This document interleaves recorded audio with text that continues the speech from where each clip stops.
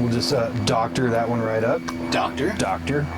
So yeah, we were just talking about having pets, and I thought we should just record this. Yeah. For posterity. It's a freestyle anyway. We just talk about whatever. Yeah.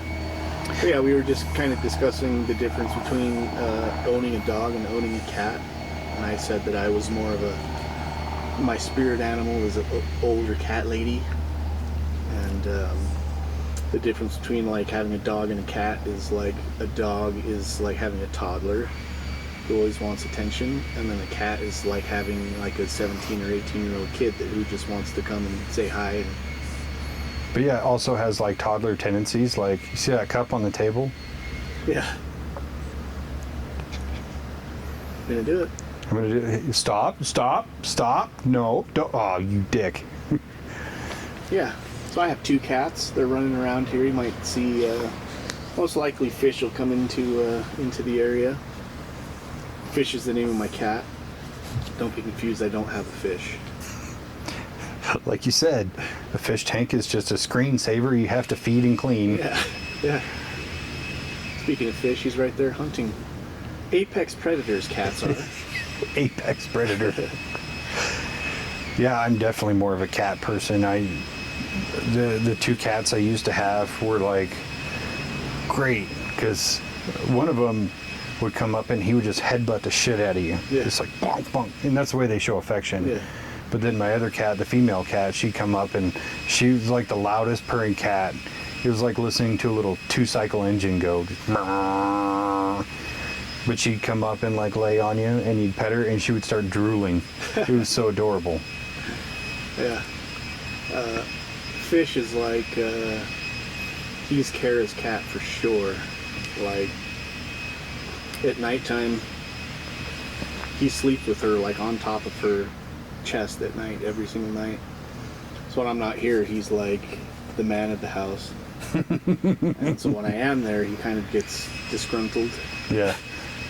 But I'll like put my hand over like on Kara's hip while she's sleeping, and then like all of a sudden I feel this wet nose like pushing my hand off. Like no. The fuck are you thinking, bro? Like, hey man, do you want to find another home? Okay, knock that shit We off. can get you adopted Know your place. into a different family who might love you. This one's taken. If you were gonna have any other pet, what would it be? I don't know. Something low maintenance. We do have another pet, Roxy, who's a leopard gecko, but again, she's like a screensaver. Who shits. And you have to throw some bugs at her like once a week. She's cool though. Yeah. Cool little miniature dinosaur. Yeah, lizards are kind of cool. But again, it's like you're not, at least with a dog or a cat, there's like emotional support. Yeah. Versus, you know, like a lizard or whatever, you're just like, hey, you're still here. You're still alive. Are you breathing? I don't know. I think I might go for like a monkey, like one of the little ones. A cappuccino monkey? Yeah, whatever you call them. Yeah. Maybe a capybara. Capybara. I don't know. I just want like one of the little monkeys that could just hang out on my shoulder. Well, capybara is like a huge rodent. It's like the world's biggest rodent. They can be like this big. Pass. But they're supposed to be like really sweet. Like people in South America keep them as pets. They're really sweet. They're fucking ugly. They're really sweet. Yeah, they star in the hit movie Princess Bride. Oh yeah. Or what was that one creature? It looks like a tiny little monkey. It has these huge eyes, and then it has like the weird hands, like its fingers are really big. Yeah, I think they're a type of lemur. Not lemur, yeah, that's it. And you see like the videos of somebody holding out like a piece of popcorn, and it goes. Yeah. Yeah, one of the that lady that's in the Expedition Bigfoot series, Maria Mayer.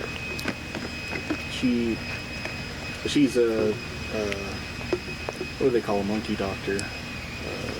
Primatologist? Yeah, something like that. Primatologist. Primatologist. It's a fucking monkey doctor. Yeah. She was studying different primates around Africa, and she found a new species of lemur in Madagascar. Oh, that's cool. I think she got to name it, give it the scientific name. Mm-hmm. Pretty cool. Mm-hmm. Now she's out there hunting Bigfoots. Bigfoots, Gigantopithecus.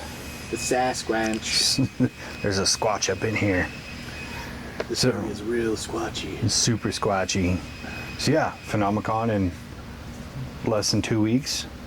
I'm excited, dude. Dude, you know how like when you get excited for something way early on and you're just super pumped and it happens and it's kind of dull? Yeah. Like I'm in the opposite of that. Like I kind of put it out of my mind for a while.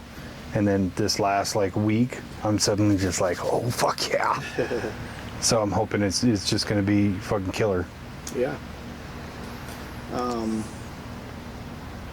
Yeah, we have to go through and find out all the people who are like speaking. I guess we'll have to get a schedule first and then... Yeah, because I looked at the list and it's cool. You know, obviously Giorgio Tsoukalos is like the head speaker this time. Last year it was George Knapp, but George Knapp is like the second biggest one. Yeah. So that's going to be super cool. Yeah. Other than that, it's a lot of the usual suspects, you know, the guys from Skinwalker Ranch and, you know, like Nick Pope and guys like that. Yeah. Paranormal investigators. Right, yeah, we're going to be there. Yeah. We don't have a panel, but we're going to be there. We can set up a panel. It's just right outside. The hallway. It's in the smoking section. This is our panel here. We've done almost 4 ghost investigations, and you know what we should do? We should just make up a sign, and then outside in the lunch area where there's all the tables, just put the sign on the table. Be like, come talk to us. Just film the whole thing. Just film the whole thing. Lou actually gave me a good idea on this. I don't know if I talked to you about it, but do the Charlie Kirk thing. Ghosts are real. Change my mind. I don't think you can change Charlie Kirk's mind on anything. No, probably not. But yeah, Lou was saying you should go to like a coffee shop and kind of set up something like that. Like I'll debate you on anything except politics, and just get people up to, you know, espouse an opinion, and you guys talk about it. Yeah. And I was like, that would actually be pretty cool. Cheeseburgers. Are the toppings better on top or on the bottom? Irrelevant. Does a cheeseburger even exist? That's a good point. I mean, cheese, yes, but what is burger? Could be anything, really. And if you're doing a lettuce wrap instead of a bun, is it still a burger? I say it's a burger salad. Hamburger salad. Yeah, just one big piece. Which I wholeheartedly fox with. I do too, man. Cheeseburger salad. The In-N-Out protein style burger. Fuck, top tier. I just go to we'll go to Chili's or something, and then get like a double cheeseburger, or maybe like the jalapeno burger with no bun and the side salad instead of French fries, and just fucking pour the whole thing in there, chop it up. You know, one thing I like to do with fast food, especially because I'm more like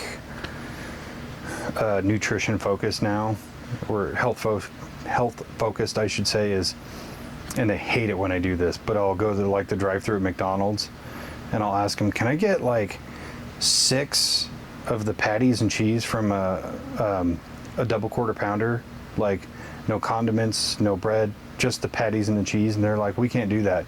Yeah, you can. I got it here last week. You can do it. Which I don't like to be rude to those people, because you never know when you're going to get a fucking loogie burger. Yeah. But I'll do that and just eat those with a fork, man. Top tier. Yeah. Plus, that's the most protein-packed, nutritious thing they have. Yeah. And they're tasty. You would think it'd be the chicken, but not the case. Actually, I've been getting chicken cordon bleus from Arby's. Ooh. That's like, the sandwich by itself is like 600 calories. I think that much chicken has about 20 grams of protein. And it's got ham on it, so another maybe 10 grams of protein. Swiss cheese, and I just fucking pull the bun off. I do love chicken cordon bleu. Yeah. Some assholes way back when was like, you know, it'd be better than just chicken, is if we wrapped all this shit in here. Ah, have you ever had chicken wrapped in pork? With cheese. Dude, I Speaking made of, some fucking jalapeno poppers the other day. oh yeah, Yeah, just pulled some jalapenos off there, cut them in half, filled them up with cream cheese and cheddar cheese, and then bacon around them and cooked them on the grill. I made some poppers the other day too, because I fixed my smoker, and I was like, God, I really want some poppers. So yeah, me and the kid made some jalapeno poppers. Just cooked up some ground Italian sausage, let it cool, mix it with cream cheese and everything else. You know, have the jalapenos, fill it, wrap it with bacon, low and slow, like 225 degrees for 40 minutes. Get it crispy. I am so hot right now. Yeah, I'm getting hungry. How is your fitness journey going? I think I've got it dialed in, man. So I started at 317. I'm at like 262 right now. God damn, I'm proud of you. Thank you. I'm pretty happy with those results. I started in March, so it's been like 5 months. That was kind of my goal, was to lose about 10 pounds a month, which is not crazy. I mean, it took me 10 years to gain 100 pounds. So I figure it might take, you know, at least half that time to get back down to where I want to be. But yeah, now, so I used to go to the gym and spend a lot of time there. Now I think I have it down to so I can go there. Days I'm off, I'll be there about an hour and 20 minutes just because I'm also like walking on the treadmill. But like days that we work, it's just a quick 45 minutes plus like 15 minutes of like deep stretching, which I think is like a super underrated thing to do. A pre and a post stretch is a game changer, honestly, especially when you get older, where like, you know how it is, when you were younger you got that pump and you just felt amazing, but then when you get older you get that pump, and then for me it's almost like a come down, like as it's wearing off you just feel kind of drained. I want it back, dude. I want it back. So yeah, getting a nice like post stretch, especially on the big muscles that you worked out, it's great. Yeah. Even if you only do it for like 5 minutes. So yeah, before, like even when I was working out before I started like really stretching after, I would get sore. Like the next day my legs would be sore, and like I'd come home from work, so I always work out before I go to work because I know I'm not going to do it after. Like there's been days I'll just go to the gym after, and it's like, no the fuck you won't. Drive right past that motherfucker. But like I'd get home before and like, you know, working all day, standing for 12 hours pretty much, walking around. Like at our job, I usually do about between 7 and 10 miles a day just walking around for 12 hours. So I would drive home, and it's like 30-minute drive from here, from work to here. So I'd get home and like step out of my car and be like, oh, fuck. My feet, I just couldn't even feel my feet. Like I'd be limping almost into the house. And now I like have no issues. Like plantar fasciitis gone. Like, feels really good to not hurt all the time. Yeah, I'm more of an after work guy, just because for one I don't want to get up super early, but I feel like when I get a good workout in after work, I'm more likely to sleep better. which some experts say that's worse for you, but I'm just like, whatever. As long as you're still fucking getting the motion in, it doesn't matter what time. Yeah.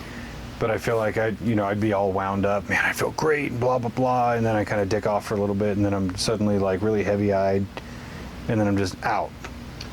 Oh, I can see that. Like, cause I'll go to work out, go to work, feel great, like energized, and then about 3 hours, 4 hours into work, I'm just like, oh, I want a nap.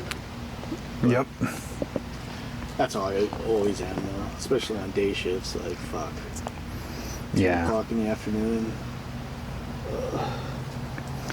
For me, it's those first few breaks where I'm just like, oh god, fuck. But then the last couple breaks, I'm usually pretty awake.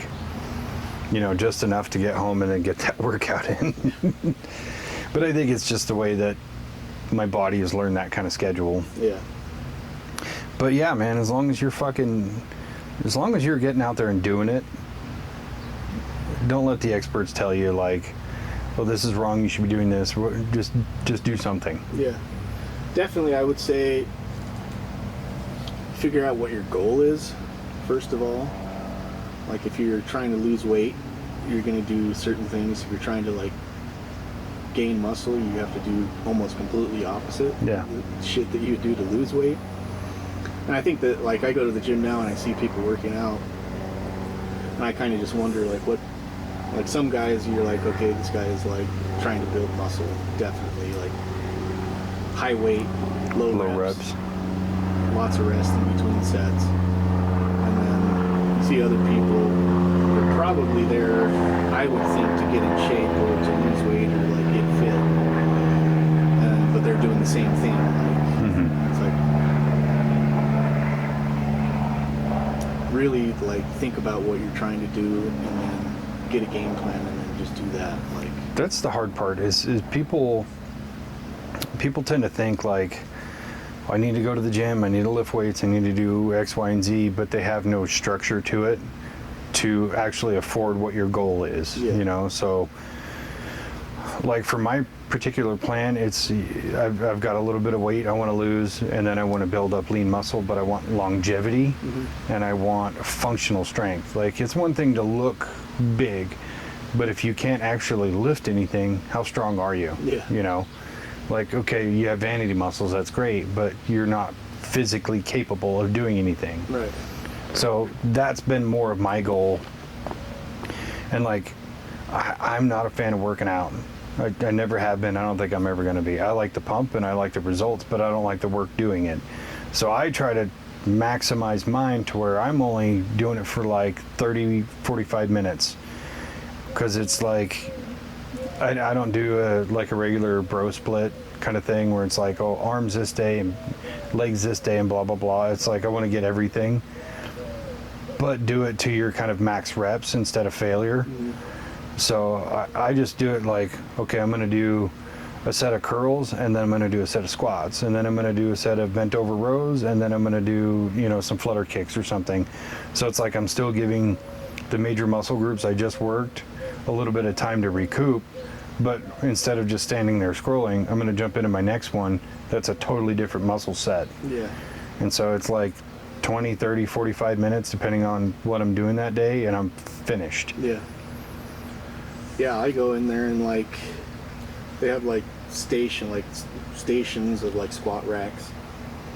And I'll just go commandeer one of those and fucking set up like one barbell with weights and then like a kettlebell and then like maybe the diamond bar to deadlifts, or like another barbell for deadlifts. And usually have like 5, so I do like 3 different routines that I do, but each one of them is 5 exercises that are like a total body workout at the end. So it's like pretty much every single muscle group I'm working. Most of them are like compound lifts. So it's like I'm doing 2 things at the same time, like dumbbells and squat and then come up and do a shoulder, like a Arnold press or a front raise or something, or like lunges with the side raise. Mm-hmm. They'll like go down, so you're doing 2 exercises at the same time, but it'll be like 5 different movements, and then in between each one of those movements I'm doing a set of push-ups, and I do 4 rounds. So each round takes me about 10 minutes to do 5 different exercises and 5 sets of push-ups. Mm-hmm. So by the time I'm done, I've done 40 reps of all these different exercises plus 200 push-ups Yeah. across 40 minutes. So, and then by that time I'm just fucking leaking sweat, like dripping on the floor. Yeah, compounds are also the way to go. Yeah. Because like if I'm doing, let's say a chest fly, you know, your back's on the bench and you're opening as wide as you can. Like when you're in that open position, try to hold your legs up like you're doing a leg raise, but just maintain it. Yeah. And do that. So you're working your lower core and doing your fly at the same time. Because it's like, I still want to be completely smoked when I'm done. Mm-hmm. Even if it's 30 minutes or 45, whatever it is, I want to feel like I got a really good workout in. So it's just making the best use of your time. Exactly. I don't want to be in the gym for forever. I don't even go to the gym. I just use all the shit at home. But it's like, I got so much other shit I'd rather be doing than this, but this has to be done. Yeah.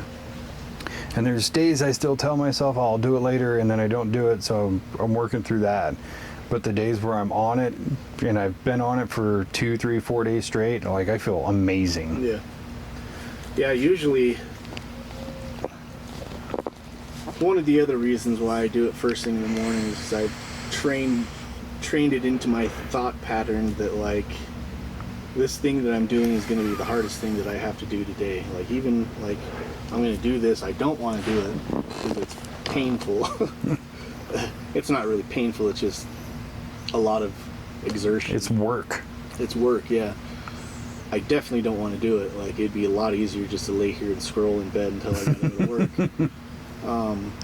But like the main thing that I do not fucking want to do at all is get up and get into a cold shower.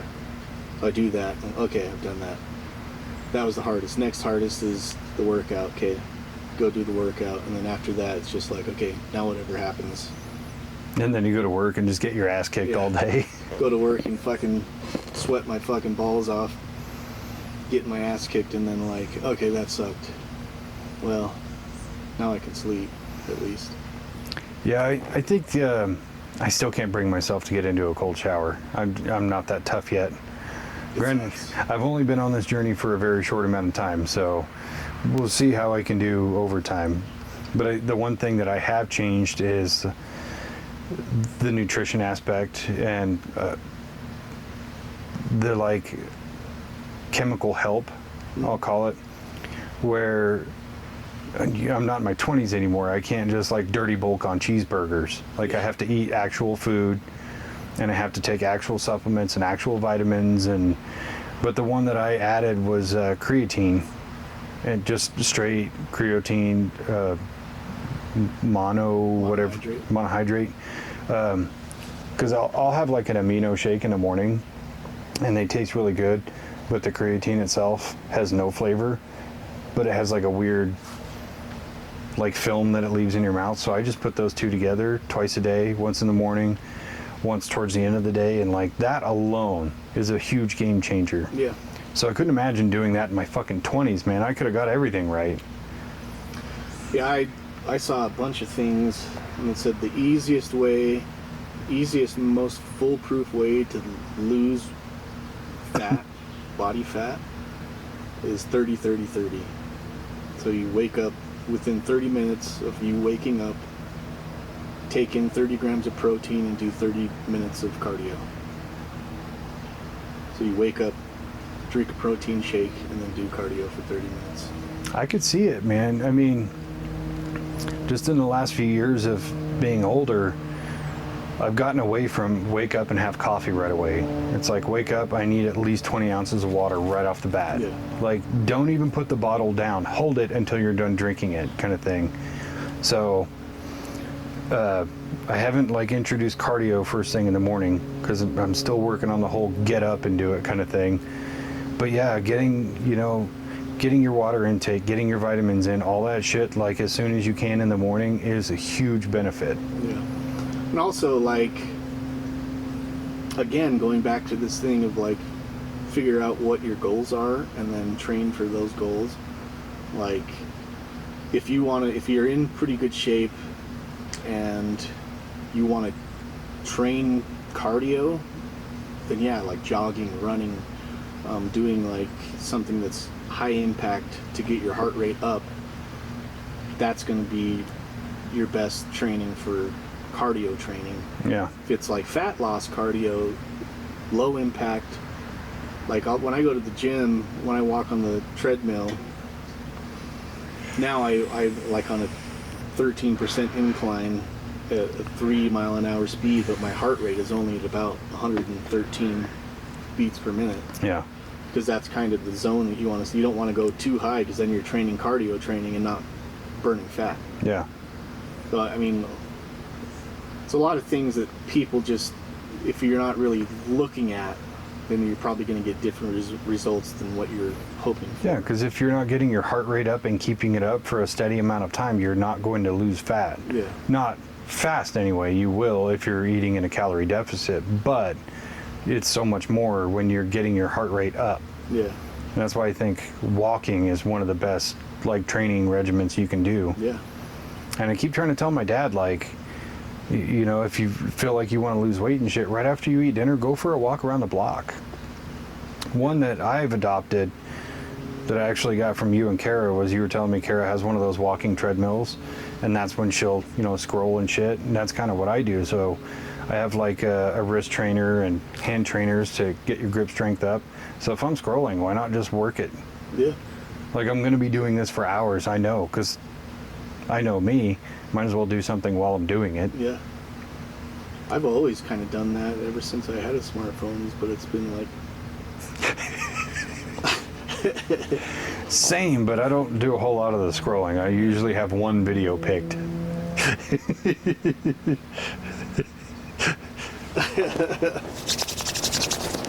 No, fast forward. Oh God, Rosebud, no. No, I mean, definitely. I mean, we've talked about it before. Like, I've been going to the gym for years, and I like working out.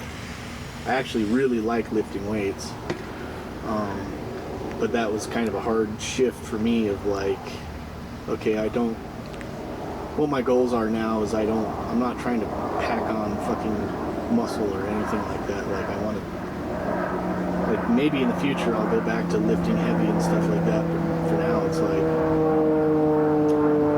relatively lighter weight and just get through those reps, keep my heart rate elevated to a certain point and sweat the fuck out, you know? Yeah. I feel energized after. I'm a little bit different where I do want to build some of the vanity muscle up. I mean, my daughter needs a stepmom. But that's why I have it alternated to where it's like a day off is a heavy day and a day where I work is a lighter day, where it's higher rep count, lower weight, just to get that functional strength. But when it's a day off and I have like an hour I can spend on it or whatever, it's maxing out the weight. Yeah. Which I don't have a lot of weights, but I'm still kind of building up strength. Yeah. So it's like I don't need 50-pound dumbbells right now. 15s, 20s, 25s, they'll do the job just fine. Yeah. A 30-pound kettlebell will get you a lot. Oh yeah. You ever done fucking Turkish deadlifts? Do a couple of those each arm and then see how you feel. Yeah. Tell me 30 pounds is not a lot. Well, even like you're doing that and then like the first set you're like, maybe I should get a heavier weight. And then like you get back into your second set and you're like, oh wait a minute. Yeah. By the third set you're just like, yeah, fuck that, dude, I can barely get through it. That's why That's the perfect weight, dude. The second, third, and fourth rep are my favorite reps. Now 7, 8, 9, and 10, I hate those. Because you're just, oh fuck, come on. Every day when I start mine, that first like 2 sets of push-ups, I'm just like, maybe I should drop to my knees. Am I even able to do push-ups? And get through those, and then like after that, like for the next like 5 sets, I feel like I can fly, just like, Yeah. And then, like, towards the last progression, the last 5 sets, I'm just like, ugh. It's good, though. It's good to take care of your body as you age. Yeah. And I don't want to be one of those grandpas that, like, only ever sits in the chair. Yeah. You know, I've already had a hard enough time just with all the fucking meat I put on my belly in the last couple of years, you know, doing podcasts and pounding beers and shit, and then pounding beers at home, and then going out with your friends and pounding beers. Like, that belly weight is stubborn. Yeah. And I just don't want it anymore. Yeah, I'm not saying pounding beers isn't a fun thing to do, but, like, doing it every day takes the fun out of it, I think. It does. It becomes less... it becomes more of a habit and less of a celebration. Yeah. Yeah. Yeah, the other thing, too, like, that people have trepidation about is, like, diet. I don't want to do that. I don't want to go on a diet. I want to eat whatever I want.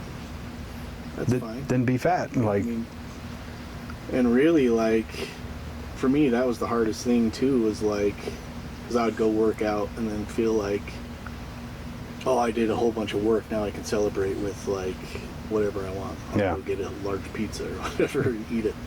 And, but that's what I would crave. It would be, like, heavy carbs and fucking sugar.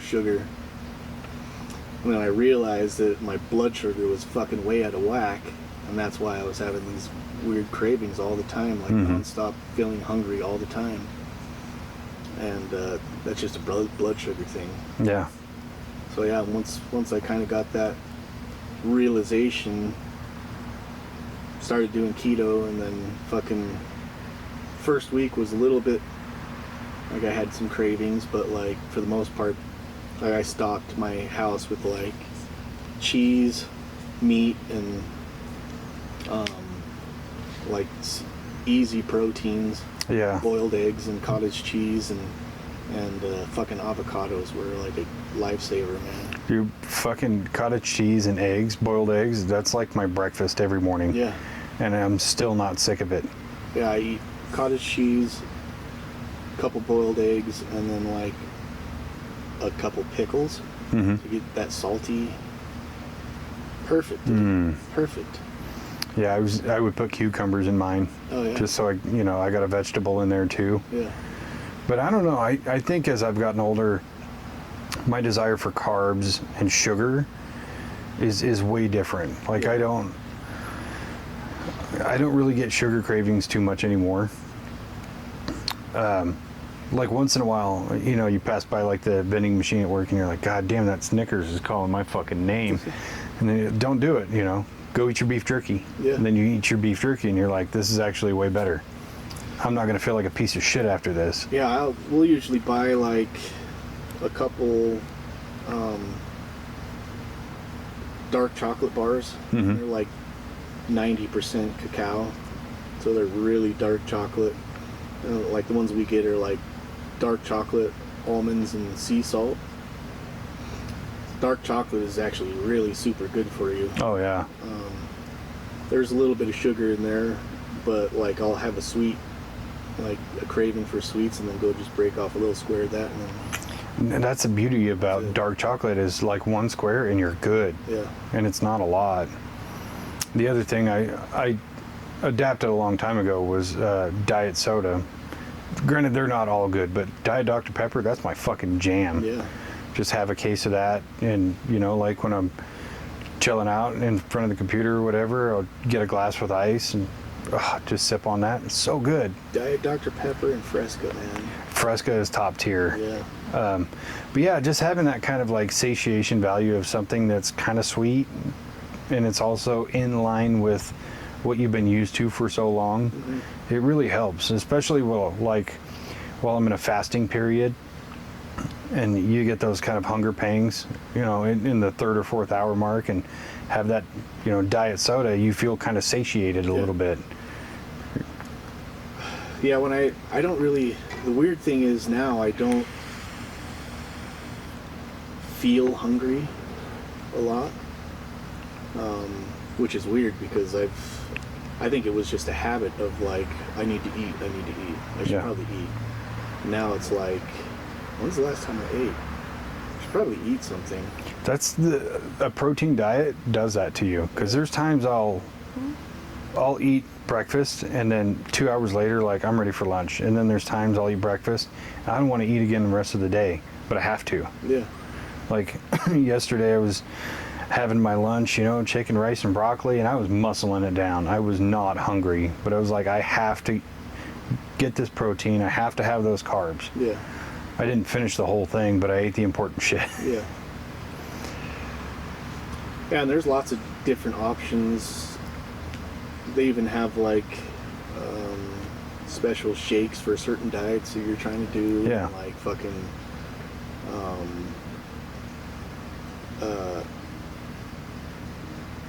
like plate prepared meals, like prep meals. Yeah. Like what is that fucking? So Pat's doing keto also, Mm-hmm. but he does. Can't remember what the name of it is, but it's like a subscription thing where you just buy it and then they deliver it once a week to your house. And they're all just prepared meals with, you know, certain calories, certain percentages of fat, protein, and Mm-hmm. carbs, whatever, just to keep you in line with whatever your goals are. And that would be a really easy way to do it. Like if somebody's super easy. looking to, You know, that's the main gripe you always hear about diet and nutrition is, I don't have time for that, or it's so expensive. No, the fuck it's not. And you don't have time, but you'll doom scroll, or you'll watch a movie, or you'll play video games. You have time, you're just not making time. yeah, Like, when I meal prep for a set of shifts, it takes me like an hour. yeah, And I'm literally, my tablet's up on the kitchen counter, and I'm like watching the Y-files while I'm doing it. It's not hard. It's not time consuming. Chicken is still cheap. yeah. Like days that I'm off, I'll prep for the next week or whatever. And but it's like something that I'm already cooking for dinner or something. Yeah. So I'll like, okay, I'm gonna make some chicken breasts. I'm gonna grill them, or you know, chop them up and put it into like a chicken bowl or whatever. That's what we're gonna have for dinner. So I'll just make twice as much, and then just prep it for the rest of the week and take it to work. Or Yeah. pork chops, I'll just like cook like 3 or 4 extra pork chops, take them to work. Spread some fucking guacamole on them. Some shits. guac, bitch. Yeah, I'm still a fan of pork chops with applesauce.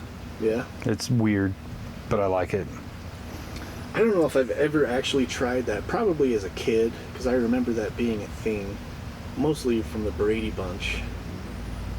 I actually remember it from Silence of the Lambs. Really? I was watching that movie, and there's the scene where they bring Hannibal Lecter a meal, like a nice meal, and he cuts a little tiny piece of a pork chop and he dips it in the applesauce.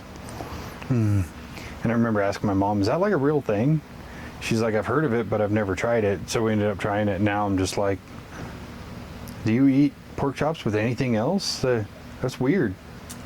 Yeah, so in my many travels across TikTok and other social media's fucking platforms, saw people getting chicharrones from the Mexican store, like actual like pork belly, Mm-hmm. and then like dipping it in guacamole. And I was like, that's fucking weird. Went to the Mexican market, got some chicharrones and some guacamole. Oh my gosh, dude. I can't do chicharrones. Yeah. I really can't. It's just too fatty. Yeah. But I like bacon, but I think it's because it's cut slimmer. Yeah. Because yeah, That like you get like layers of like fat gristle and then like the crunchy bits. see, I can't do the fat and gristle. As far as steak goes, I'm a filet mignon guy because I want to eat the whole thing with no fat and no gristle. If you give me a T-bone, I'm just going to cut out the meat part. And then like you go to dinner with friends who are like purists about it, and they're like, you're not going to eat that? Fuck no, I'm not going to eat that. You want it? Yeah. I'll eat it. I'll chew on that bubble gum. It's like chewing on a fucking Chuck Taylor shoe Yeah. that's been warmed up. So good. Like when I make a steak that has fat on it, I'll render the fat first. Yeah. So you're cooking the steak in its own fat. That's what's up. The flavor is good. The consistency, not for me. Yeah, I like the fatty bits. I like the lean part. I like it all actually. I mean, I've eaten bad steaks, I've eaten really good steaks, and I don't think I've ever complained about a steak. Except for maybe if it's too fucking dry. If it's too raw, it's a problem. Yeah? For me. And again, it's just a consistency thing. The flavor is all there. It's just... Yeah, I like a good rare steak. It's like when you see people eat ribs, and they take that membrane off the bone too and eat that, and it's just... Ugh. Yeah, I get stuck on like fucking... Like, most of my TikTok feed is like weird shit, conspiracy stuff, and then like a Hazabi tribe in Africa. Yeah. And they're like, got a cauldron full of animal parts, and they'll just like pick out like a fucking piece of intestine. Dibs on the heart. Yeah. I'm like, oh. Yeah. Looks like it's good. I'll eat the fuck out of those chicken hearts at Tucanos. Yeah. Guy comes up, how many you want? All of them? Oh, from here down. Yeah, you see that top one? I want that one and all of them in between. You get that little squeak when you're chewing. I haven't been to fucking Tucanos in forever. Yeah. So have you been to Rodizio? I don't think I've ever been to a Rodizio. I think I like Rodizio's meat better. But Okay. Tucano's like The buffet. buffet stuff better. I could see that. Because there's a lot of options at Tucanos I'm not interested in. Yeah. Like, going back to pork chops, I'm not a person who's going to go out of their way to eat pork chops. If that's what's for dinner, cool, I'll have it. But I'm never going to go to a restaurant and be like, pork chops. Instead, no, I'll take that chicken and that steak and all that. Yeah. But so I could see it. Or every once in a while they'll have like a fish, and I love fish, but sometimes they make it very poorly, or it's just got that much breading on it, and it's just not for me. Yeah. Yeah, I've been going through a phase where I'm just craving, especially when I first started doing keto, I was like craving fish like every single day. I wanted to eat fish, but I think my fatty acids were all out of whack, and bumped up my omega-3 fucking vitamin that I take, and fucking haven't really had an issue since then, but I love a good piece of salmon. Oh man, you ever see that? It's one of those food challenge guys. He's got like this huge plate of salmon, and he's just down in it, you know, trying to beat the time. And I'm like, I am so fucking jealous right now. Yeah. Oh, vitamins is an important part. Yeah. And you know, people will just take their multivitamin and call it good. There's not enough of those vitamins in there to really get you where you want to be. Yeah. Like, I look at the vitamin regimen I have, and it's like a fucking handful. That's why it's called a supplement, not like this is all that you need. This is it right here, this one little gummy.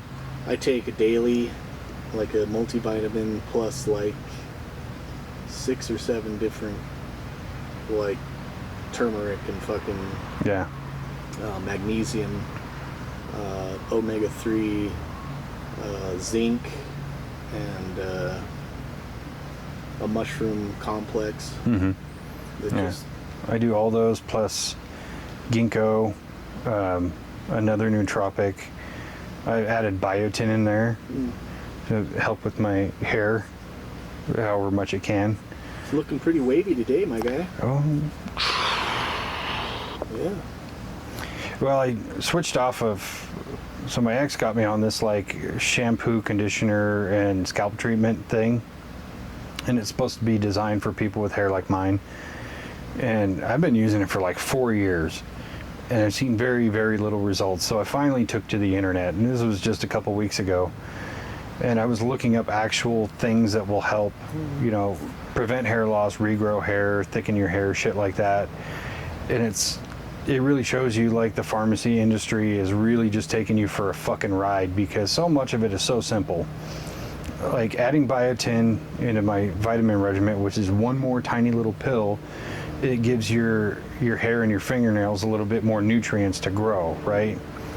And then looking at other hair loss problems is one is DHT. So DHT is what actually like almost kills your follicles. So even if you are producing hair, it's going to be thin, and then other follicles basically close up and wither away because of too much DHT. So having a blocker, which I haven't got yet, I've kind of like doing this in periods. Like I want to see what's actually working. Right. So I'm not like taking 3 extra pills a day and doing a derma roller and doing this and doing this. Like I want to make it as simple as possible for me. But yeah, doing a derma roller thing where it basically like micro punctures your scalp.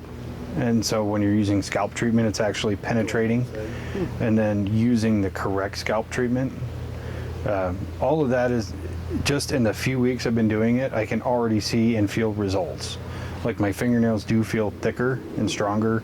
My hair feels like it's a little bit more volumized. So I'm going to keep on that for probably the next month or two. And then I'm going to take it up to the next step. What's it called? Biotin? Biotin. That you've been using? Maybe I should get some of that. My fingernails are a little bit, for the most part, they come in pretty thick. But this one right here on my left hand, I think from just fucking filing it down all day long, it's just like flaky or something. Yeah, now I'm at the point when I clip my fingernails, it's like... That's what you want. That's how my toenails are. Like, clip them and they fucking go flying somewhere else. Don't be in the room while I'm doing this. Put on your safety glasses. You're gonna need a fucking face mask for this. But yeah, take care of your body. Take care of your body. I think preventative maintenance is a lot more sustainable than fucking the work that it's gonna take to get fucking back. That's a lot more work. Especially when you're older. Yeah. But yeah. It seems like, I don't know, when I was younger I would always go to the gym too, but like it seems like now, at least at the gym that I go to, it's like kind of half and half now, where there's like a younger crowd that's there, like high school and up to like maybe 22, and then like my age, like 45 to like 60-year-old people. Doesn't seem like there's very many people in between, like. Yeah. Really. That's because everybody's fucking working. True. Just trying to get by in this shitty economy. True. But yeah, a lot of people speak volumes about how taking care of your body is also taking care of your mental health. Oh yeah. And having kind of reached the age where I'm at, where it's like, fuck, now I got this tire I gotta deal with, my hair's getting really thin, and I feel like shit all the time. Like, it's time to make big changes. Because up until I was probably, I don't know, 37 or 38, like, I always felt pretty good. You know, I didn't have like joint aches or pains or anything like that. My body, my metabolism was still very reactive. Like, I could eat like shit all the time and I'd still be skinny, kind of thing. Not like the, you know, the really skinny guys who can do that, but I could put back 3,000, 4,000 calories in a day and still not gain weight. Yeah. But I'm older now. It doesn't work that way. Everything I do is slower and it's harder. Yeah. So it's like I really got to take much more preventative care, do more some PMs, if you will. And you know, when you kind of like sink into that level where your body's no longer as good as it used to be, and everything's harder now, that's when it really kicks in, and your mental health is like, this sucks, I gotta change. Yeah. And having the kind of the mental strength to make the change after living so long of just like doing whatever the fuck you want all the time, it's hard. It's super hard, man. But it's doable. It is doable, and you have to discipline yourself. And that's a hard thing. It's easy to be motivated when you want to be motivated. Like, I'm motivated as fuck at 11:30 p.m. when I'm laying in bed, but I'm not motivated at 5 a.m. Oh yeah, I'll like, it's stupid now, like, I'll lay down to go to sleep and like, okay, I gotta wake up in the morning, I'm gonna do this routine at the gym, and I'll start thinking about it and just be like, kind of get amped up, like, fuck man, just go to sleep. Yeah. I want to go to the gym, dude. But I think you kind of, after a little while, you kind of get addicted to that feeling of feeling the endorphins and feeling the, after you've completed a hard workout, your body just gets filled with endorphins. Yeah. Dopamine, and it's addictive for sure. It is, and my favorite part of it about it is that one like success that you had, that workout that you completed that you didn't want to do, that begets another success. You're gonna go, fuck yeah, I got my workout in. All right, now I'm gonna go make my bed, and I'm gonna go vacuum the living room. I'm gonna do this. I'm gonna do that, and it's productivity. It goes back to that make your bed speech. You completed one task for the day, and that's gonna lead you into another one and another one and another one. Yep. So it's like, just do the thing you don't want to fucking do, because it's going to lead to great results. Yeah. And after a while, it just becomes routine, so you don't even think about it. Like, I have almost like guilt when I don't get a workout in, which is dumb because you need to have a rest day or else your body will just fucking deteriorate. You're gonna do more damage than good. So I'll do active stretching days, or I'll do almost like a yoga routine, half an hour of just hardcore stretching. Mm-hmm. And even that, I'll the next day I feel more sore after those days than I didn't go to the gym yesterday. It was a rest day, so I just stayed here and stretched for half an hour before I went to work. And I woke up this morning and I was just fucking oil can, get everything moving. But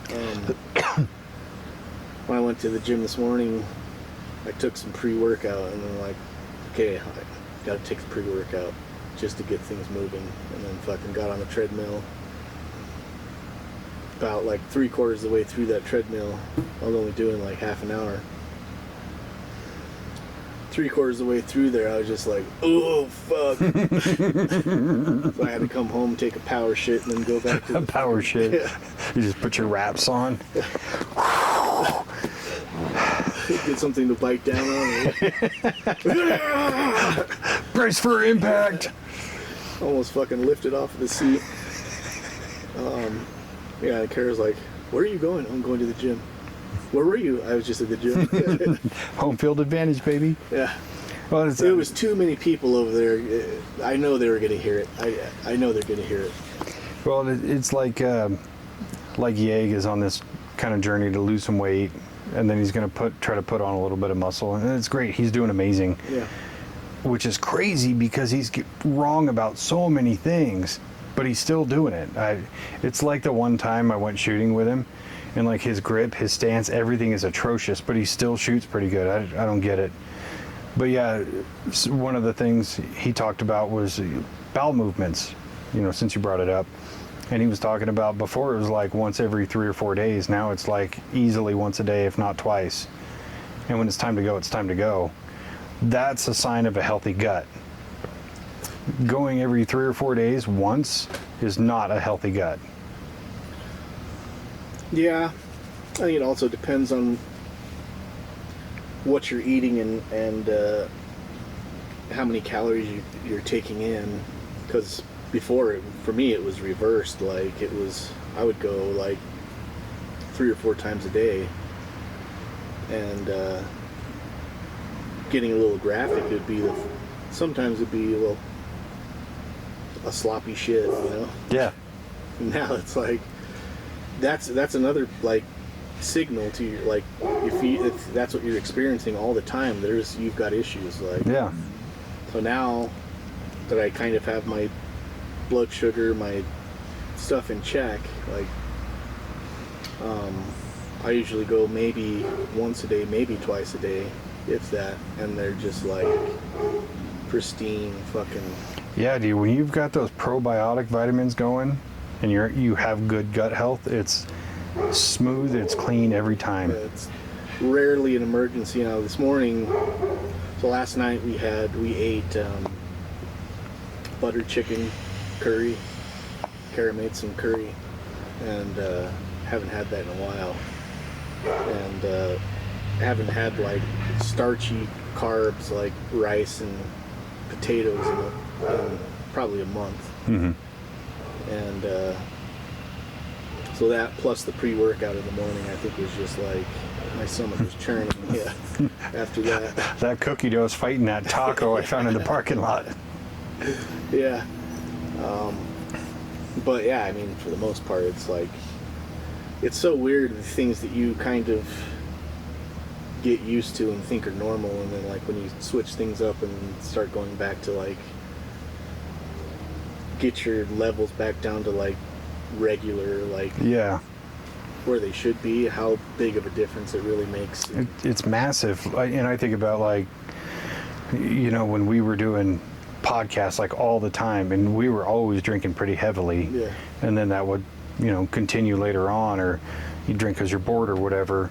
And then it's like your movements they're always messy, they're always gross. And then when you're regular again, you're like, I don't want to go back to that. That sucked. Yeah. But you could eat as much cheese as you wanted because it's coming out no matter what. Yeah. That's what's weird, dude.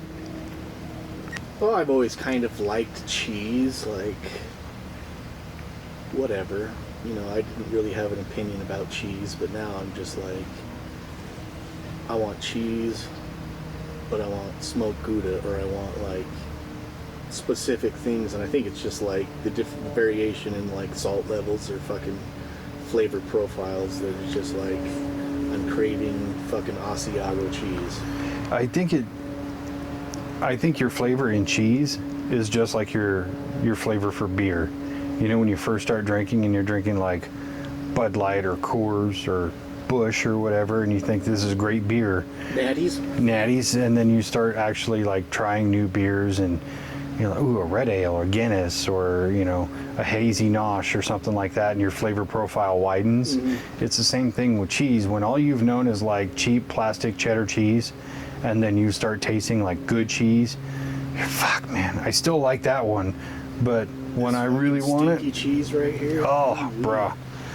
Like when I go to one of these places that has great burgers, I get the bacon blue. Yeah. Because I love blue cheese. When I go get wings, it's blue cheese, not ranch. I'll fight anybody. It's better. On a burger or a salad. Ooh, on a salad is still top tier. Yeah. I don't like blue cheese dressing. Interesting. Yeah.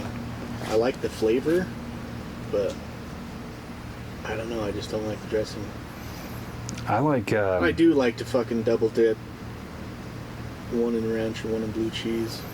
I like that kind of tart blue cheese flavor. Yeah. But I think ranch is so stigmatized in my brain. Because I see people dip their pizza in ranch, and I'm like, if you need ranch for your pizza, you're getting shitty pizza. Do you like pizza, or you just like ranch? Yeah. My favorite food is butter. Or when you get a steak, when you douse it in A1, like, do you even like steak, or do you just like A1? We could put that shit on bread if you want. I like both. I like the vinegar. Maybe I just like vinegar. I like the vinegar flavor, the smell. Hate it. Hate it. I think you got some salt and vinegar pork rinds. Yeah, see, I can't do it because the vinegar smell. Yeah. And it's what sucks is vinegar is like the best thing to clean with, whether you're gonna run a baking soda and vinegar wash in your dishwasher or in your washer. It's great to clean it. It's great to clean wood floors with vinegar. It's great to spray your weeds with vinegar, but I fucking hate the smell.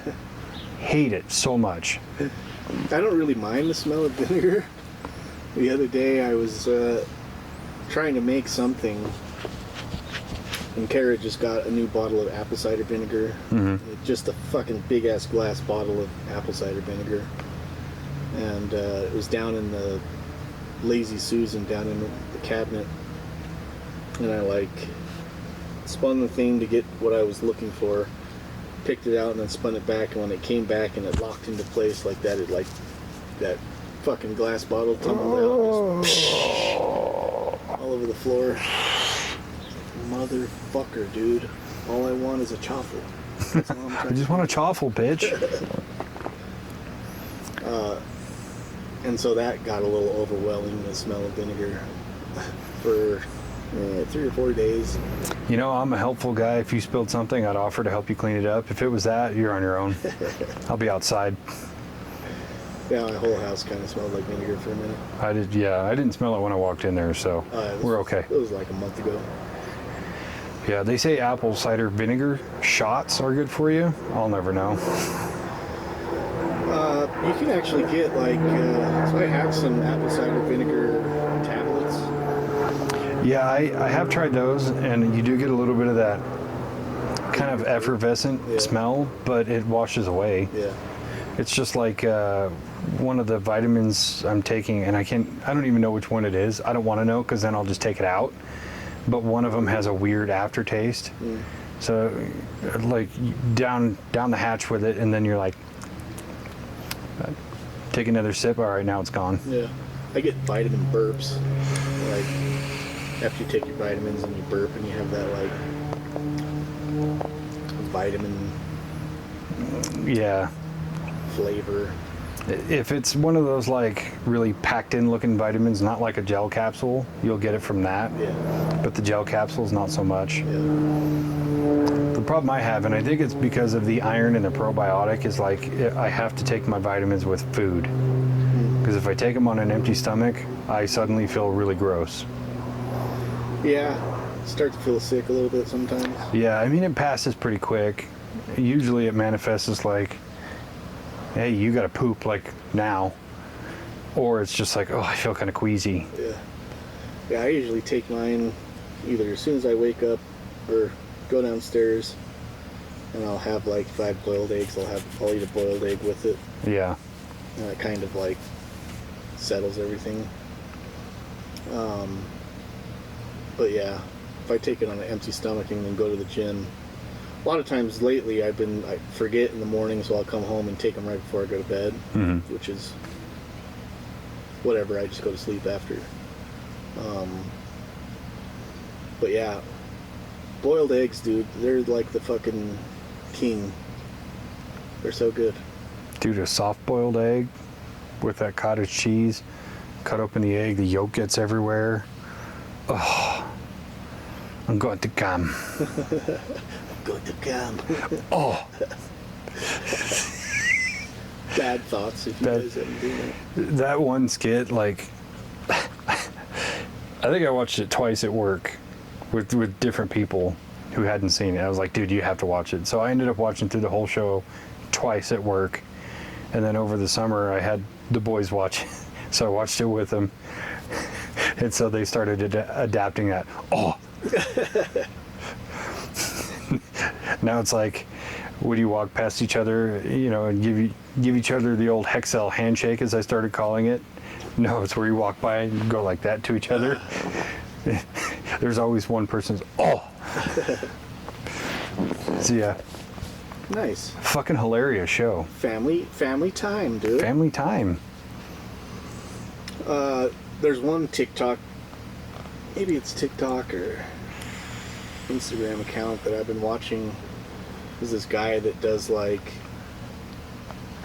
just blood sugar. Like he'll eat something and then show how it affects his blood sugar. But he'll do like a little thing of potato chips and then eat it, and then 3 hours later look at his blood sugar monitor, and then it shows like how his levels kind of went up and down, how much it spiked his blood sugar. He'll do like candy bars and then he'll do like salad or like just to test everything and just show what the levels are doing. Of course, every person is going to be a little bit different, but like you can expect similar results pretty much for the most part. But he did one thing where it was like he ate one Twix, like one side of a Twix, and then a couple hours later looked at the blood sugar monitor and it spiked like 40 points. Jesus. Over the next like hour and a half. Just spiked his blood sugar level. And then so the next day his experiment was he was going to eat the other Twix, but he ate it with a hard-boiled egg at the same time. and then it cut it down to like it was still a small spike, but it was like because he had that fat and protein from the egg, it kind of counter-reacted with the sugar. Yeah. And only spiked at like 18 points or something like that. Oh, shit. 45. So he was like, if you're going to do something like have something sweet, if you want to try to balance that out, eat something that has relatively high fat or protein to go along with it. And I remember Michael B. Jordan talking about something similar of when he started doing his training for the first Creed movie. He was like extremely diligent on his nutrition. Like no cheat meals, no cheat days, no alcohol, X, Y, and Z. And then another one, like for Creed 2 or whatever, he was talking about, you know, when you're doing these training regimens and these nutrition regimens, you want pizza and shit like that. And he basically said, you can still have those things, but you have to practice moderation and you still have to eat the good foods. Yeah. Like, especially with the pizza, he was talking about, I would still have my regular nutrition plan throughout the day. And then if I was going to have a cheat meal, like for dinner, I'd have 3 slices of pizza, and I would still balance out everything, and I would not feel like shit afterward. Yeah. Granted, you can't do that every day, but you can get away with it. And that's where I was trying to talk to Yeg about, you know, if you have a nutrition plan and a workout regimen, a training regimen, like you can still afford to have days off. You can still afford to have a day where you go out and you splurge and you have beer and a burger and shit like that for like a one sitting thing. Yeah. If your regimen is so tight that it never allows you to have mac and cheese with your kids for dinner ever, you need to change programs. Yeah, I think that's where most people fail, is that they try to live by this super strict thing. Oh, I'm only going to eat chicken and broccoli or chicken and salad or whatever. And so they don't allow themselves the range of like a variety of different things, especially with like carbs and sugars. Like you have to have kind of room in your account for these things that you crave all the time. And it's like, yeah, every once in a while you're not going to go out and spend $1,000 a day on stupid shit, but you know, if you're on vacation, you want to splurge. Exactly. Take that opportunity to do it. And like, perfect analogy. Yeah. So that's what, like, I'm kind of strict with my diet, but I work out I work out hard, and I know, like, okay, most likely I burned about 1,000 calories at the gym today, whatever. Plus the 2,000 of just daily routine shit, so that's 3,000. If I'm still under like 2,500, that's going to be totally fine. Yeah. So if I eat 2 pieces of pizza, you know, once a week or once every 2 weeks, I'm okay with that. Like, yeah, and I think, you know, when people talk about meal prepping and meal planning, that's the go-to thing that people think about is like chicken, rice, and broccoli. And that's 95% of the time what I meal prep. But I'm making those for when I'm at work. So if I'm off for the day and I can craft something else like avocado toast with over easy eggs on top and bacon, I'll do that shit. It's still healthy and nutritious. It's not really a cheat meal. I'm just adding some carbs, but I'm introducing enough variety that I'm not just gonna dread eating chicken, rice, and broccoli. yeah. It's like I'm only eating that while I'm working. Right. But on a day off, like, you can still treat yourself and stay within your guidelines. Yeah.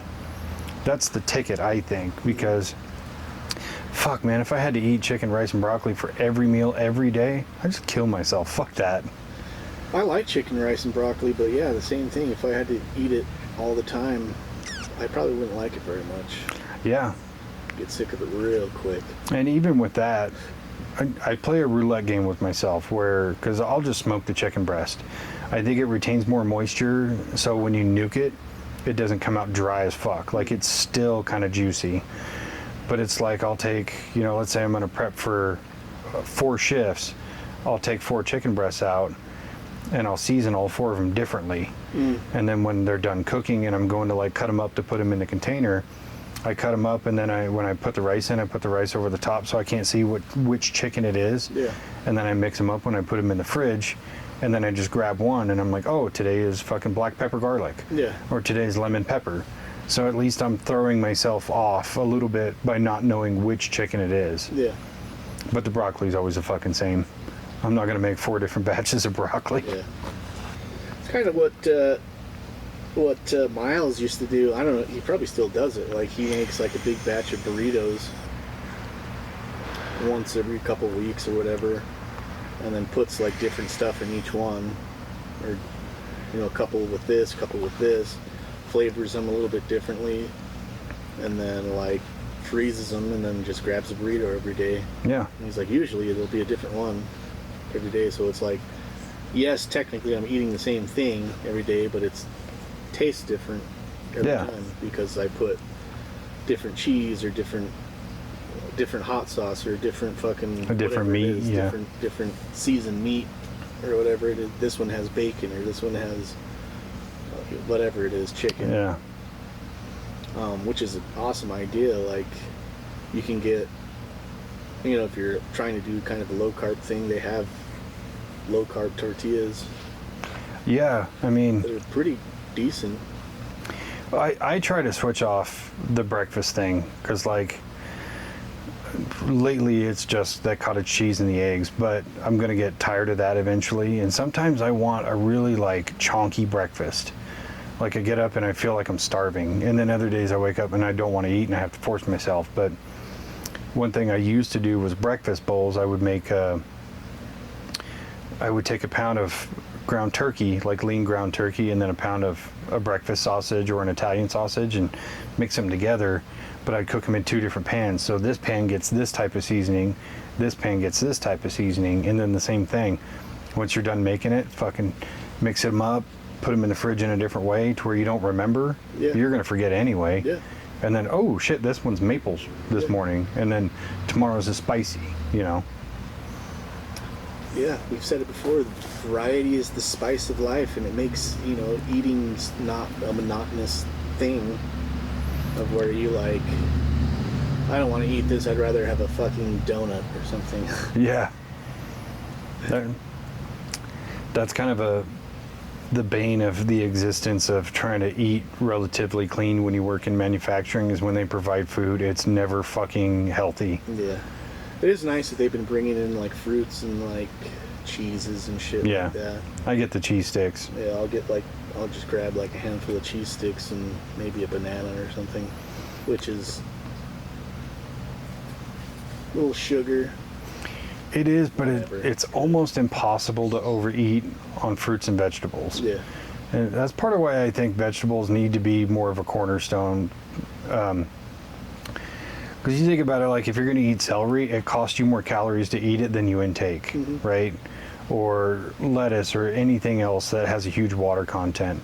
Even if you're eating fucking carrots, like, you're still getting something nutritious and it tastes good. Yeah. Provided you're not just fucking dousing it in ranch. But vegetables, you should have with every meal. Yeah. Fruit, when you're definitely having those sugar cravings. Yeah. Another thing I eat in the morning usually is Carrot always comes out here every day and picks like all of the stuff, whatever's good out here. So we always have tomatoes. And so I'll just fucking eat a tomato like an apple in the morning. Put some salt and pepper on it, mix it in with my cottage cheese. Dude, I love putting tomatoes in the cottage cheese. Holy shit. I saw this movie years ago where this old Italian guy, he cuts like an X in the end of a Roma tomato and rubs it around in some sea salt and then eats it like an apple. And I'm like, God, that looks so fucking good. Yeah. I'll slice mine up, just sprinkle a little salt and eat it almost like chips. Yeah. Because you're like confusing yourself because you're constantly reaching and having a small bite like you would a bag of chips. But then you feel a little bit more satiated, like I snacked. It was fun. Yeah, have you ever seen the Balkan breakfast? Yeah. That's a fun thing to do. It does look enjoyable. Yeah. I did that for like a week and then stopped doing it. But it's really fucking good. Like, We went to Costco and got these green onions that were like almost as big as mine over there, and then just like spread cream cheese on them. Mm-hmm. Fucking, I'd cook like a sausage, get some boiled eggs out, put in there, some pickles, fucking pepper, cut it up, put it there, and just kind of go through different things every bite. Mm-hmm. It's fucking good. It is good. It's good to have that variety on your plate because it makes eating fun. Yeah. Plus, it takes a long time. Yeah. And that's half of it. Food scientists or nutritionists say is like, if you just try to eat slower, after about 15 minutes, your body just naturally says, okay, you're probably full because we've been eating for 15 minutes now. Yeah. Like, it's time to stop eating. Plus, you're chewing it longer. Yeah. So you're digesting at a proper rate instead of just shoveling. So, yeah, eating slower is really good for you. I mean, I don't always do it.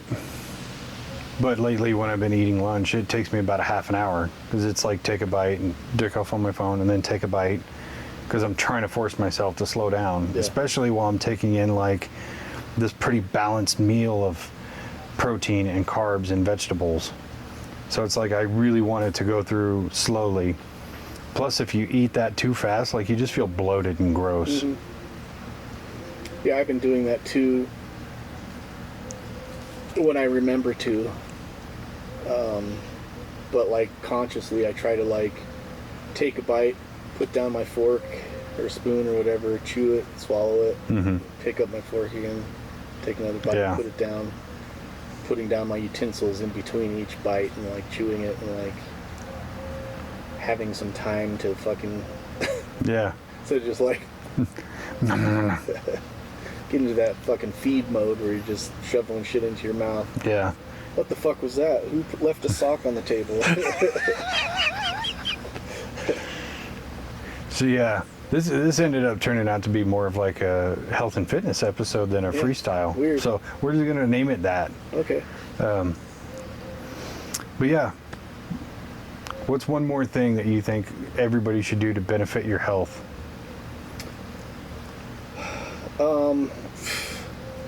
I think the main thing, well, a couple things. Sleep. You have to take sleep seriously. Sleep is like probably the top of the apex of fucking... None of it matters if you can't sleep.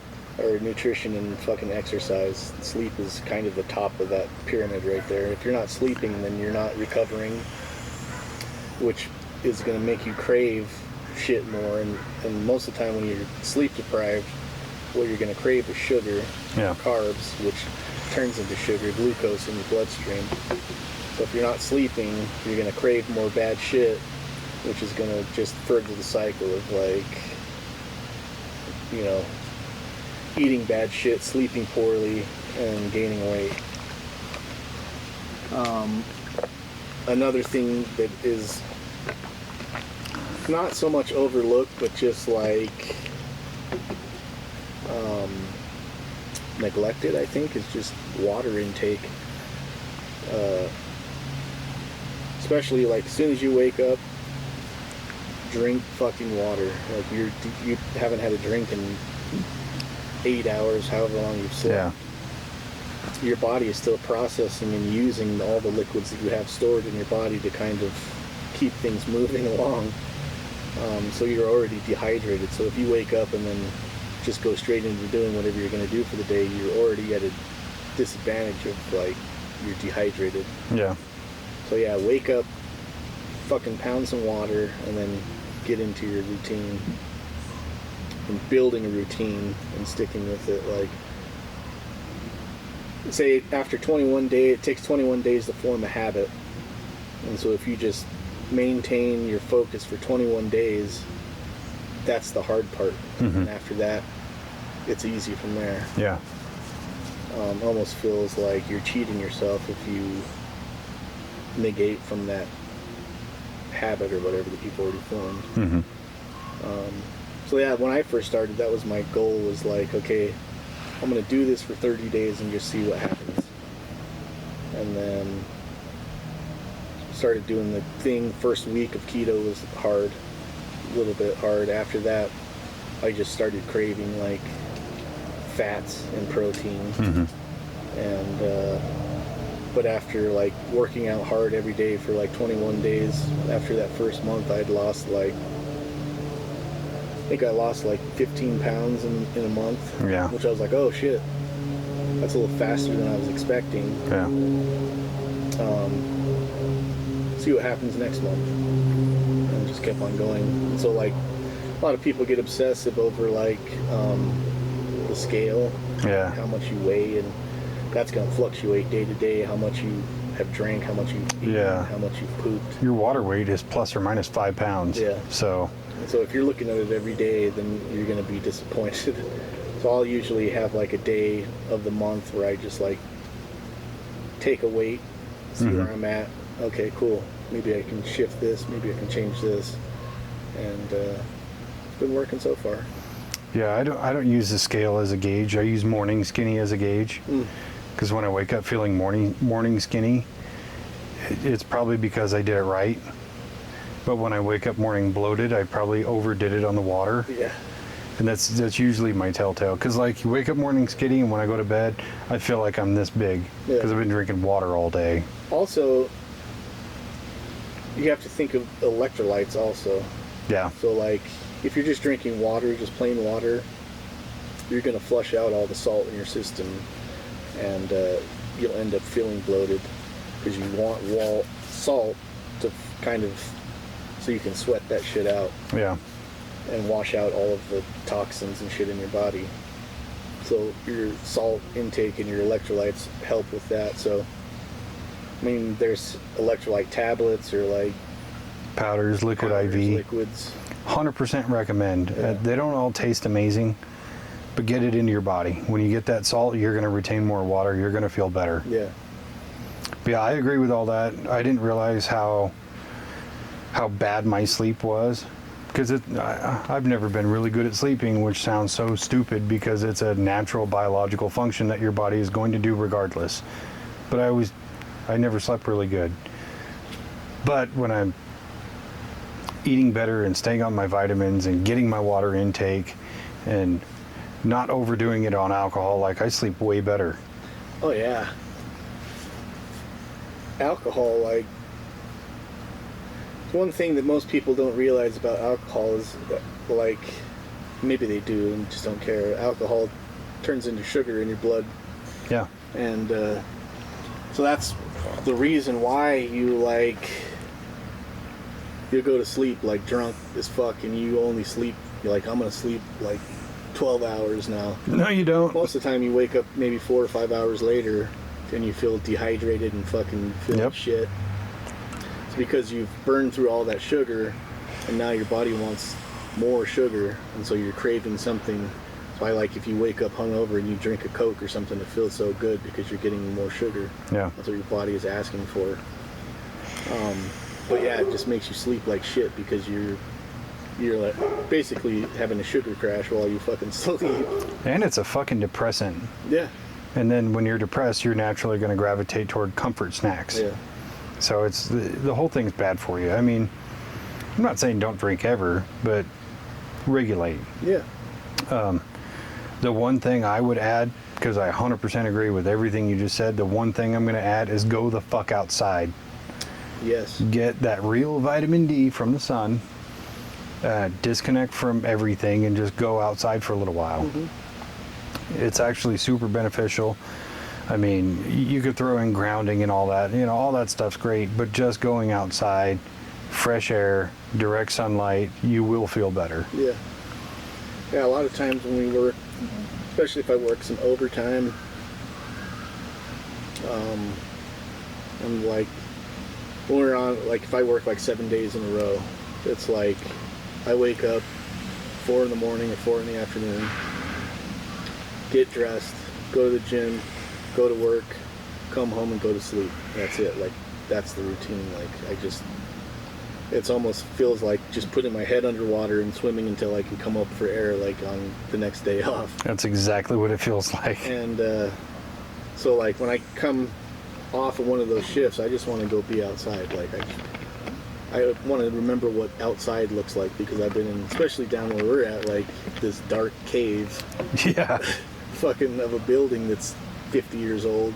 It hasn't, seen any updates really in 50 years. I think my body just craves like fresh air and fucking sitting under a tree and just, I'll come home, come inside, take my shoes off, and then come out here and kind of walk around the yard barefoot, look at pull a tomato off or whatever, or cucumber, and fucking snack on it while I'm walking around out here. Yeah, to me it's one of those things, it's just like working out. At the time I don't want to do it until I do it, and then I'm like, why was I putting this off? Yeah. I'm just retarded. Yeah. But yeah, I think we solved it all, man. The key to longevity is good body health. Good body health. And wall pizza and beer and stuff is good.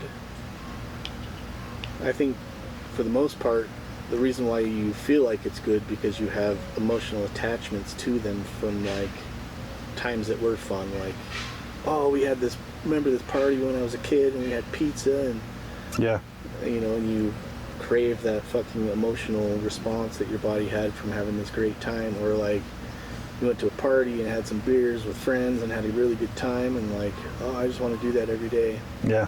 It's like now it's become a chore or something you have to do or feel like you crave, but you never get that satisfaction. It becomes such an ingrained part of things. Like, even when I would sit at the computer and play games with friends and shit, you're sitting there having beers, having a great time, and then that becomes kind of the norm of like, oh, I'm going to play video games, I'm supposed to have a beer.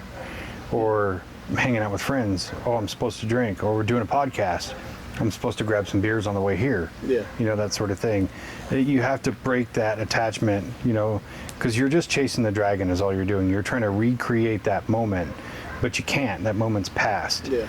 And once you kind of like get your mindset into that, it makes it so much easier. Yeah. I even think about, when we go to Roosevelt, I think we were drinking like every day. Granted, I still want to when we go, but it doesn't have to be every day. Yeah. So it's really just, I think more alcoholism is attributed to habit than anything. Yeah.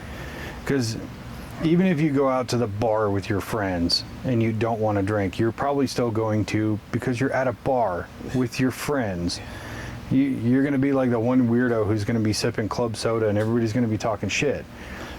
But when you're really in the mindset of I'm taking care of myself, I don't give a shit if you talk shit. You're going to feel like ass tomorrow. I'm not. Yeah. Yeah. So yeah, it really is like one of the worst things you can do is just drink heavily or drink too often. Yeah.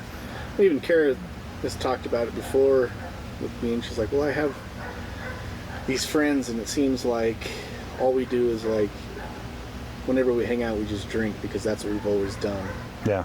So it feels like you were saying, that's what we're supposed to do. But it's like at the same time, I've worked with these people, and we go to work and we have a great time at work together. Yeah. We're not drinking. Why can't that just be outside of the work? Like, we can hang out and just be fun. It really just depends on what you're doing. Yeah. Like, if you're just hanging out on somebody's couch watching TV, sure, have some drinks. But, if you guys are like going on a hike together or something like that, you're not even going to think about it. Yeah. Well, that's what I was thinking too. One of those days we should go to the lake there and take that dinosaur trail. Yeah, I'd be down with that. It's like a 2-mile hike or something, 1.5 miles. Yeah, I've been on it once before. It's pretty nice. It's pretty easy. Yeah, it's not bad. But yeah. Go there, and I think this year they actually have the lake is open to swim in, so we can even maybe jump off the rocks there. I'm down. Hang out. I think Kara was talking about bringing the paddle boards or something. Yeah. We'll have to get logistics, but yeah, just throw them in the fucking truck. Yeah. Maybe one of those slow days where it's like fucking a bunch of off-brand people talking about nonsense. People we don't like. People who definitely aren't doctors. Definitely not doctors. We, in fact, are doctors. Doctor. But yeah, solved it. Solved all the fitness shit, the health. Yeah. Like, just take care of yourself. Yeah. Do some push-ups. Get swole. Easy money. Doctor? Doctor. All right, we'll kill it there. Okay, love you. Bye-bye. Bye.